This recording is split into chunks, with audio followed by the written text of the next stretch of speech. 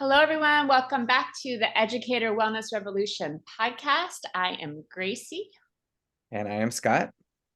We are here today with a wonderful guest, Alexandra Vann. Alexandra is immersed in many aspects of educator wellness and leads many exciting groups that are innovating on this topic. But we were really excited to have her on this podcast to talk about student behavior. Alexandra has had a lot of experience in the classroom working with students around challenging behavior, and she also has had a lot of experience supporting educators in a wider way. So we're really happy that you're here, Alex, and we cannot wait to learn from you. Thanks for having me, Gracie and Scott. I'm really excited to be here. I'm just so thrilled that you're putting this podcast together and you're inviting guests from around the district. So I appreciate the invitation. We're happy you're here. I know we always feel like these conversations are too good to keep to ourselves. We just want to be able to share them more widely. And we want to start by hearing more about you. Can you tell us a little bit of your background and your journey and how student behavior has factored into that?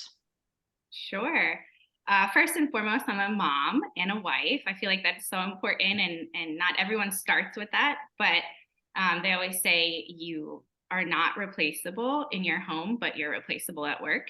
So my husband and I have 2 kids, and my husband's actually a DCPS educator.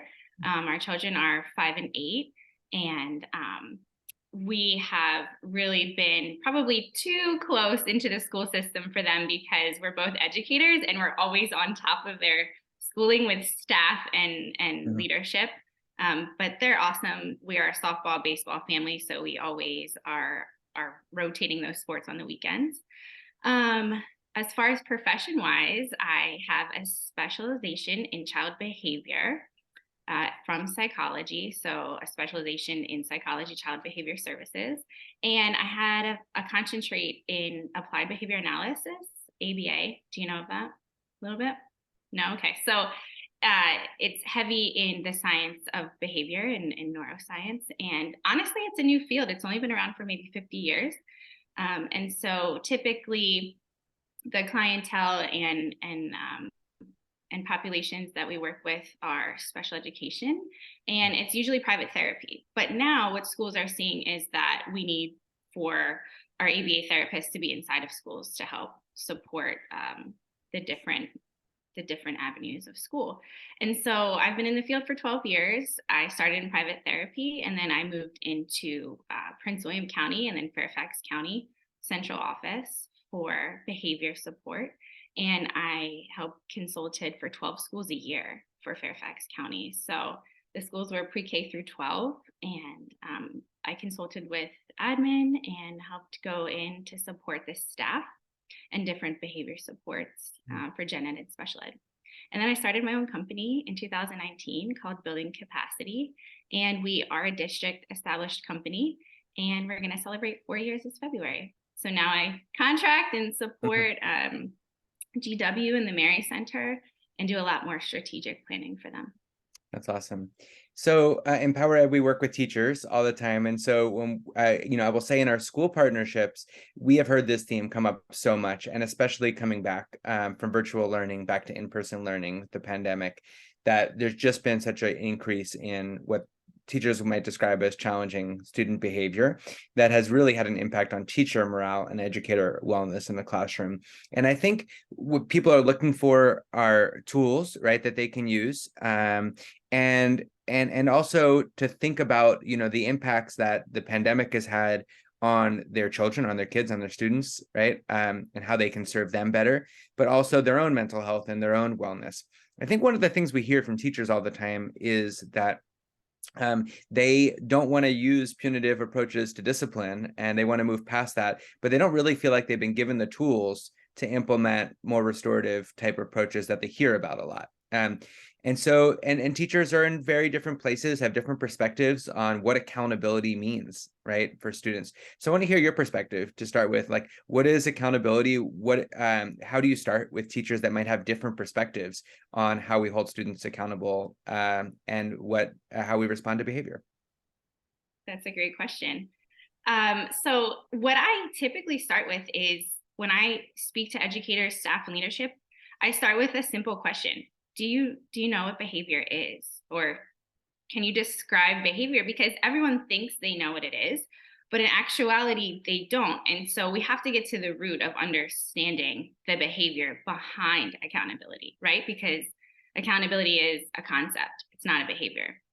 And so behavior, simply defined, is really it's an action, but it's more or less like in the category of like sleeping is a behavior, blinking is a behavior, right? Speaking is a behavior. So your power language and body language is a behavior that communicates. And so when we bring it back to accountability, we have to understand from an educator's point of view, what are you taking accountability on?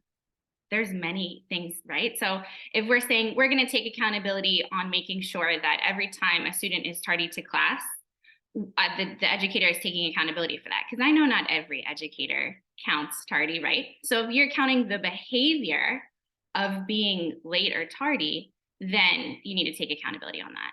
I will also just add that when you're looking at changing behavior, you can't change it all at once. There's just way too many. So you have to pinpoint one or two. So I would say make sure you look at what you're trying to take accountability on or for, and also look at yourself as an educator. Are you looking to also be on time as an educator every day?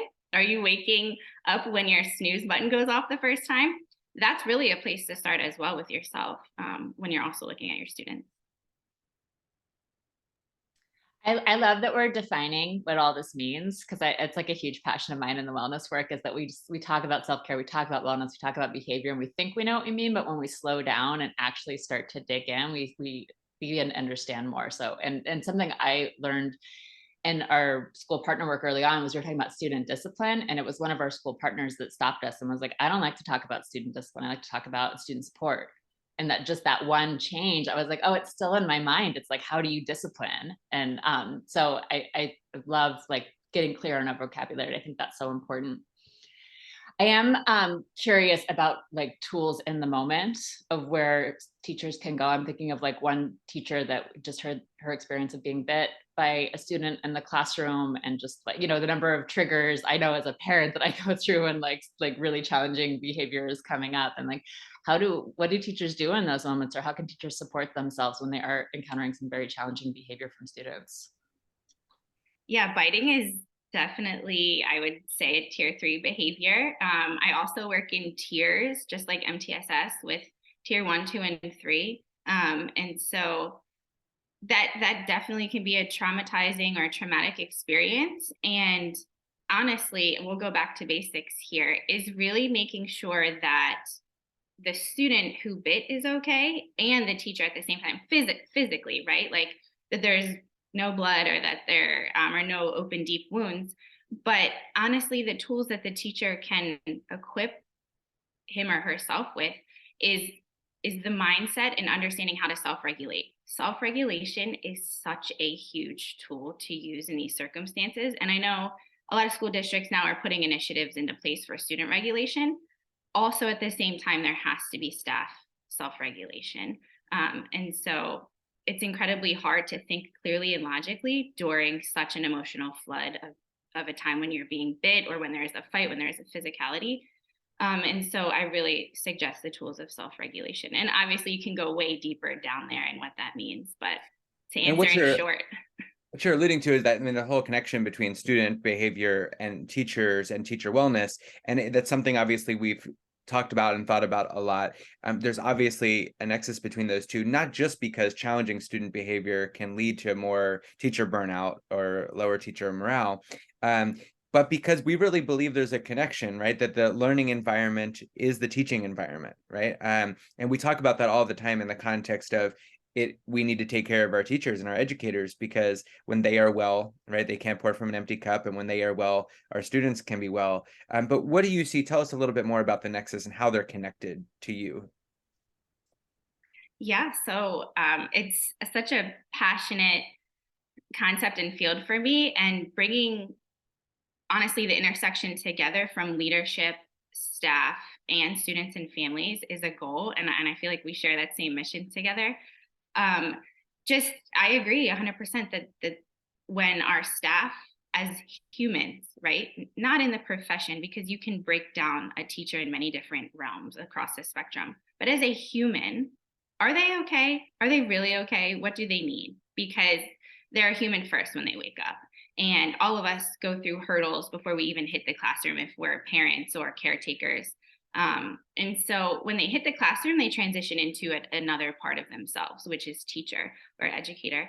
And how are they well in that spectrum? How are they functioning at their best with support and really feeling that, and not false motivation? Because someone can say, I'm fine, right? How are you today? I'm fine. But really, what does that mean? And I think it goes down to the self and to the system. And I'll stop there. I love the system. The system is so important. This is something that we talk a lot about in our educator wellness work, is that when people talk about wellness, they often talk about, like, are you managing the stress well enough? And they're not talking about what's the system around you that's creating the stress, and should that system be managed? So let's go macro here. Like, what do you think about, like, ways that the system could be changed to better support students, to better support teachers, to better support the behavior that might feel challenging? The system definitely is a part of the solution. And I know sometimes we say there's systemic problems, but if we focus on the solutions, then really well is right within our reach, right? And so the systemic solutions, I think a lot of the district is already onto, thinking about flexible scheduling, thinking about understanding, honestly, authenticity and transparency. I see those as big systemic well points, because if we're building trust between our educators, leaders, and the system, we have to be authentic and transparent with each other to a certain degree, right? Like, I don't need to know everything that's going on in central office, but I need to know a piece of it as an educator so I can see how I'm aligned. And so I really feel like systemically having trust and authenticity and alignment help build the wellness that trickles into self as well as the system.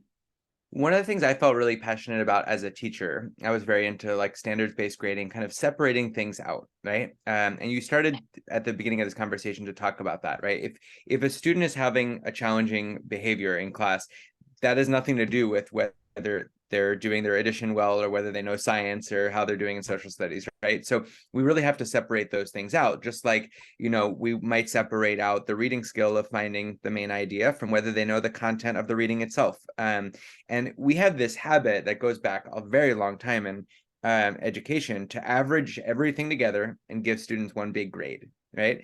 And I've always thought that has a really damaging effect on students' ability to kind of have a growth mindset, right, about themselves, because you're not differentiating and saying, here is an area where you're really excelling, and here's the area where you actually need to grow. Let's focus here, right? And let's be specific.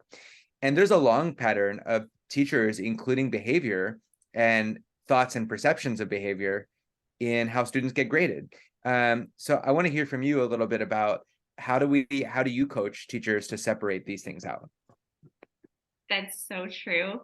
Behavior is a form of communication at the end of the day. What is the behavior communicating from a student to an educator? And often I tell staff, if you were late by 2-3 minutes every day, and that equated to $50 off of your check, however, you are a really good content deliverer and you really love your students.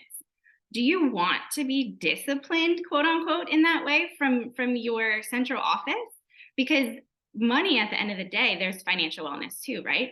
And so if you're looking at the spectrum of wellness, and you may be a great educator and love your students, but you are consistently late, and now financially you're being deducted.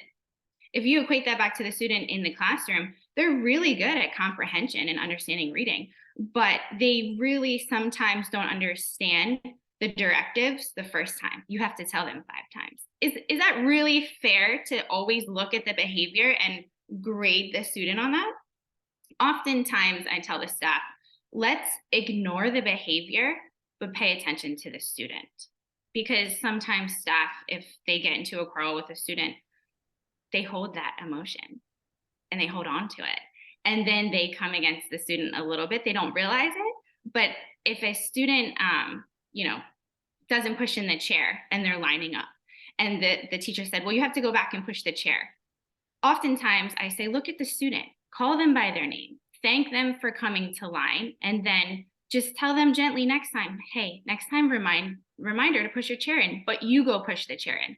That is such a helpful way to still notice the student and what they're doing good with, and not just always look at what they miss. But Alexandra, what about the big stuff? What about the students are cursing, they're throwing the chair across the room, there's really violent behavior? Then what do we do? How do you coach teachers when it gets emotional because the behavior is so strong? That's called your crisis and your crisis team. And I highly recommend all schools have those. And honestly, then you move into restorative practices. That's the deeper tier 3 behavior. And that's how you have to rank behavior. Look at tier 1, tier 2, and tier 3. And for each of those, you need support teams. And in each of those, they have to work fluid together, because you may start with not listening to the directives in the classroom in elementary and then move up along the way into fights. And so it goes back to self-regulation again. How is the educator self-regulating using growth mindset for themselves, in addition to the school supporting them in that? What supports do the schools have for them? Do they have restorative practices set up? Or does the teacher feel like they're alone and isolated in this emotion? And so that's where they have to be combined and they have to intersect. I want to name something else that I'm hearing in this conversation, which is compassion. And like a parenting concept, which I use with everyone in my life, is like going upstream. Like when your child's upset, when your student's upset, when your partner's upset, like that you can see the behavior in that moment, and you're like, but you have to go upstream to be like, what was your morning like this morning? What's going on at home right now? Like what's going on with your friends? Like what's all of that? And I don't think we can always like go upstream and get all the answers, but I think it's that action of going upstream, of just thinking about the whole human being that's showing up right now and all the different parts that influence us. That for me, that's compassion for others, but it's also like compassion for self. And I like really want to like name that and encourage that for any teachers who are listening to this. Is I think that there is sort of like a shame response that probably happens when you don't handle the student behavior situation, when you let your emotions get away, when you don't show up the way you want to show up, and it can be really easy to be hard on yourself. But I think part of that too is that you have to go upstream with yourself and say like, what was my morning like this morning? Am I feeling the support I need from my admin right now? And all of those things I think can help in the moment of just like having a little bit more spaciousness for the hardness of it. Cause it is a challenge to be in those situations that are so emotional. Absolutely. Mm-hmm. And I don't know that everyone sees that. What did you have to do this morning to get your own kids to school? And then what did you have to do to transition to prepare for your students coming in the classroom? Or if you're a principal in leadership, same thing. What are you doing to prepare for your entire school and be there in support? And it's a lot. Everyone carries a lot on their plate. So I think compassion is a huge concept that we need to dive deeper into. Well, and I want to talk about this tension between, I think, the more whole child, restorative, compassion, mindfulness-based way of dealing with student behavior, and a more old school, punitive, like you broke the rules, you have to be held accountable in this way. And I think both of those can exist within one classroom often if you have co-teachers. And how do you coach school systems when there are some really different approaches to student behavior? It's a process and it's a journey, just like everything else, right?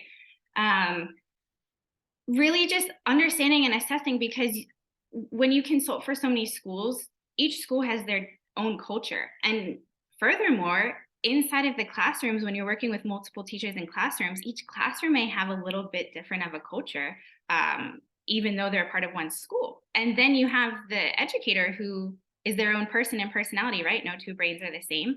So really, the first part I have to do is assess and understand what is the culture of the school, the classroom, and the teacher and the students. And I really am watching the interaction between students and teachers. It's not just the students, because sometimes, as parents and teachers, we trigger. Unfortunately, we are the triggers too. And we have to understand that. And so that goes back to accountability, and for teachers understanding what are they looking at, accountability from themselves and their students, and are we miscommunicating with each other, or are we communicating properly? So I really sit down with the teachers one-to-one before I even go in their classroom, and I get to know them more, because that is their classroom. They are the orchestrator of that symphony, and the educator and myself, we have to build that trust, just like any consultant or any third party that comes into a school. And so Yeah. really just understanding what their goals are.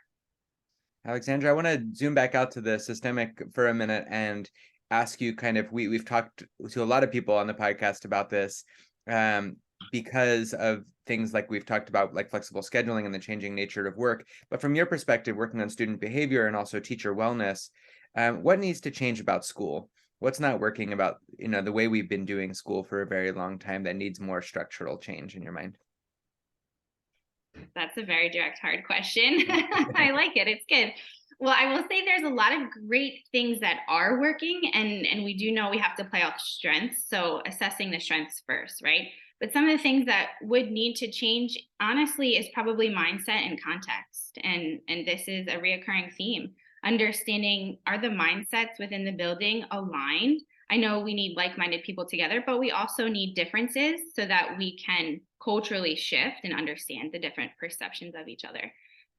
Structurally, I don't think leadership understands how much autonomy, flexibility, and power they actually hold. I think sometimes we're so glued to the old mindset of having to do it a certain way that no one really thinks outside the box. And so I'd like to see structurally more outside of the box thinking, to be honest. Yes, I agree with all of that. And it's hard. Change is really hard. And I think that's always important. And it's complex because you change one part of the system and then 4 other parts of the system have to change. And one of my teachers, she always talks about when you're dealing with systems that are complex, like the only thing you can do sometimes is just to keep naming the complexity, and that like just being able to keep saying that for people, like it calms us down, because I think we all can feel like we need this change and the change is so big and how do we go? And so I think just like what you're saying, it's a process. It's hard, and we're doing it too in just the little ways, like this conversation is part of that too. Well, as we close up here, I am thinking of all those teachers, especially teachers who are newer to the profession and the ones who are dealing with this COVID aftermath student behavior challenges and who are maybe considering leaving the profession. Like, what advice would you have for them around how to stay resilient and keep going even when it's really hard? I wanted to say one thing, but I'm not. I'm going to say there's some good red and white selections out there. But honestly, I am such a big advocate for growth mindset, and that has helped me so much along my journey in 12 years. There's a great resource out there that I use all the time. It's called Big Life Journal, and they are a phenomenal company that puts out resources for educators, that are student facing and staff facing, and growth mindset strategies honestly are some of the best tools to hold on to resilience and to build yourself and to build your classroom and your culture. So I would say growth mindset. I love that. There's so much opportunity to start again. I think when you're a teacher, that's one of the things I loved is you have all these natural breaking points within the year, from year to year. And I think, you have to have this very optimistic. I think the first thing I learned in my first year of teaching was like, if you can't wipe the slate clean at the end of the day and come back in completely fresh, you really can't stay in this job for long. And that definitely applies to the perceptions of students that we have. We really have to be able to give everyone a clean slate every day. And to be able to do that for themselves and give themselves the grace as well.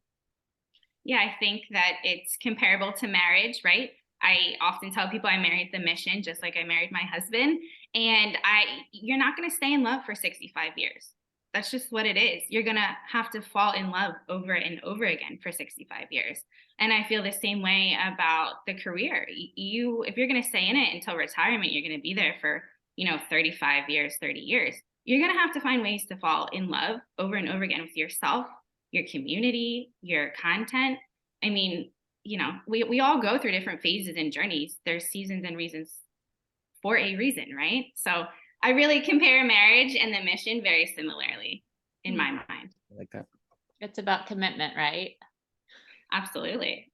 I'm tired every day. I'm exhausted every day, but I wake up because I'm dedicated and because we can really make the change we need to. So, Alexandra Vann from Building Capacity, thank you so much for being here, for sharing your expertise, your wisdom, and your humanity with us. We really appreciate it, and we appreciate everyone for listening. Thanks for having me. Thank you. Bye, everyone.